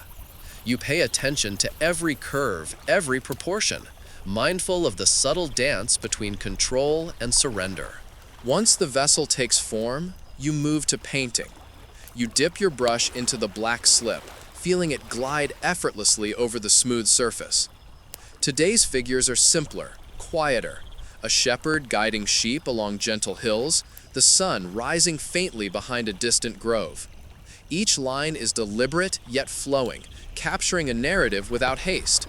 You pause occasionally, step back, and observe how the curves of the amphora carry the story naturally, how the figures bend and stretch with the surface, almost like they are aware of the three-dimensional space they occupy. The master observes silently, nodding occasionally, his hands resting lightly in clay dust. Historians still argue whether Greek painters always planned their scenes or improvised, he remarks. Either way, the result endures. You smile, noting that endurance, not perfection, is the ultimate goal. Hours pass in a tranquil rhythm. You refine details, adding small touches, the bend of a shepherd's arm, the slope of a hill, the subtle movement of a grazing sheep. You pause occasionally, closing your eyes and inhaling the earthy scent of clay, letting the quiet hum of the workshop carry your thoughts. Each vessel around you seems alive with its own narrative, and you feel a deep connection to every hand that has shaped clay before you. By midday, the amphora is complete. You set it aside to dry slightly, appreciating the soft weight of the finished work, the smoothness of its surface, and the subtle glow of the painted figures. Outside, sunlight warms the courtyard stones. Birds call softly, and a gentle breeze drifts through the open doors. You sit for a moment, reflecting on the journey, from raw clay to shaped vessel, painted and fired, finally ready to meet the world. The master gathers the apprentices for a quiet discussion. He speaks of stories preserved in clay, of lives, myths, and ordinary moments captured for eternity. Every vessel carries a memory, he says, and sometimes a whisper of the maker's hand. Treat each piece with care, and it will carry your intention forward. You nod, understanding that pottery is not just a craft, it is a meditation, a narrative, and a bridge between generations. Later, the kiln is prepared for the final firing. You watch the flames consume olive wood, flickering and curling, heating the chamber gradually. You place the amphora carefully among other vessels, aware that this fire is transformative. It will harden the clay, fuse the pigments, and seal the narrative you have painted into permanence. The heat rises steadily, the kiln humming a low, resonant song, and you breathe slowly, matching its rhythm, feeling the patience and attention that have guided every step. As the fire reaches its peak and then slowly cools, you reflect on the journey of each amphora in the workshop. From raw clay to wheel, from brush to slip, from drying to firing, each vessel is a story made tangible. The smallest detail, a curve, a line, a shadow, carries meaning, preserving both narrative and the maker's presence. Even imperfections, subtle as they are, add character and life. By evening, the final pieces emerge, smooth and glowing with their enduring colors. You run your fingers lightly over the black figures and red backgrounds, feeling the story solidified in clay. Outside, Athens hums softly in twilight, the distant chatter of streets, the scent of olive oil and baked bread mingling with the fading warmth of the day. You pause, absorbing the quiet magic of the moment, knowing that each amphora, each vessel, carries forward into the world, touching hands and eyes in ways you cannot fully predict. You gather your tools and clean the workshop, taking a final look at the rows of vessels resting quietly on shelves. The day winds down slowly, the air softening, the light fading, and you feel a gentle satisfaction that comes from patience, care, and creation. Pottery, you realize, is more than clay, wheel, and fire. It is rhythm, story, and memory. Each vessel is a meditation, a quiet whisper of continuity, a bridge between past and future, between maker and world. As night settles, you breathe deeply, letting the gentle quietude fill your senses. You feel grounded, aware of the hands that shaped clay before you, and grateful for the ability to leave your own subtle imprint on the world. And with that thought, you slowly step away, the workshop dimming around you, and allow yourself to rest in the calm satisfaction of creation completed. Now, as the day softens into night, you let yourself linger in the warmth of quiet reflection. The amphoras, the cups, the small vessels you shaped and painted rest peacefully on their shelves, the gentle gleam of fired clay catching the last light of dusk. Their stories, captured in black slip and red earth, hum softly in the stillness, waiting for hands and eyes to encounter them. You feel the rhythm of creation settle into your own heartbeat, slow and steady, like a gentle lullaby. Breathe slowly, letting your thoughts drift. Picture the soft curves of each amphora, the subtle tilt of a figure's head, the gentle bend of a limb frozen in clay. Imagine the warmth of the kiln, the hum of the workshop, the faint scent of earth and pigment. Allow the quiet magic of this process to fill your mind, carrying away tension, carrying in calm. Each detail is a reminder of patience, attention, and the enduring beauty of small, deliberate acts. As you sink into that quiet, you realize that creation is also release. The vessels leave your hands, the fire solidifies them, and the world receives them. Yet a part of your care remains in every curve, every painted line, every delicate shadow. And you carry that same rhythm within yourself now, a sense of completion, of calm, and of gentle wonder. Let the last traces of light fade, the world outside soften, and your mind rest alongside the amphoras, the stories, and the quiet pulse of history. Tonight, you are grounded, soothed, and carried gently into sleep by the rhythm of creation, the whisper of clay, and the warmth of enduring craft. End of script. Sweet dreams.